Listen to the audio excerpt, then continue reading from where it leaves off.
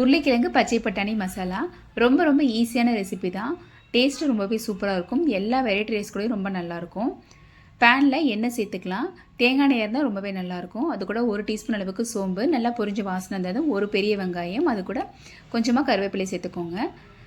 வெங்காயம் நல்லா வதங்கினதுக்கப்புறமா 1 டீஸ்பூன் அளவுக்கு இஞ்சி பூண்டு பேஸ்ட்டு சேர்த்துக்கலாம். பச்சை வாசனை போனதும் ஒரு தக்காளி வதங்கினதும் தேவையான அளவுக்கு உப்பு, 100 கிராம் அளவுக்கு நான் பச்சை பட்டாணி சேர்த்துருக்கேன். அது கூட ஒரு உருளைக்கிழங்கு தோலை சீவிட்டு இந்த மாதிரி கட் பண்ணிவிட்டு சேர்த்துக்கலாம்.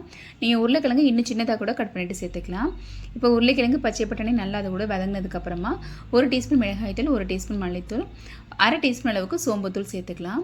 மிளகாய்த்தூள் மல்லித்தூள் வந்து உங்கள் காரத்துக்கு ஏற்றாப்புல சேர்த்துக்கோங்க. சேர்த்து இந்த மாதிரி நல்லா மிக்ஸ் பண்ணிக்கோங்க. இதோட பச்சை வாசனை நல்லா போனதுக்கப்புறமா கொஞ்சமாக தண்ணி சேர்த்து மீடியம் ஃப்ளேமில் வச்சு வேக வச்சுக்கோங்க. எனக்கு இது வேகிறதுக்கு ஒரு 7லேருந்து 8 நிமிஷம் ஆனிச்சு. ஓரளவுக்கு உருளைக்கிழங்கு பச்சை பட்டாணி நல்லா வெந்து வந்ததுக்கப்புறம் லாஸ்ட்டாக 1 டீஸ்பூன் அளவுக்கு கரம் மசாலா அப்படி இல்லாட்டினா சிக்கன் மசாலா சேர்த்துக்கோங்க. இது ரொம்பவே டேஸ்ட்டாக இருக்கும். உங்களுக்கு இது சேர்க்குறதுக்கு விருப்பம் இல்லை அப்படின்னா அதை மட்டும் ஸ்கிப் பண்ணிக்கலாம். இப்போ இது எல்லாத்தையும் சேர்த்து நல்லா மிக்ஸ் பண்ணிவிட்டு லாஸ்ட்டாக கொஞ்சமாக கொத்தமல்லி தழை சேர்த்து ஆஃப் பண்ணிங்கன்னா ஒரு சூப்பரான உருளைக்கிழங்கு பச்சை பட்டாணி மசாலா ரெடி. இது கிட்ஸுக்கு லஞ்ச் பாக்ஸில் சைடிஷாக கூட கொடுத்து அனுப்பலாம். ரொம்பவே நல்லாயிருக்கும். ட்ரை பண்ணி பாருங்கள்.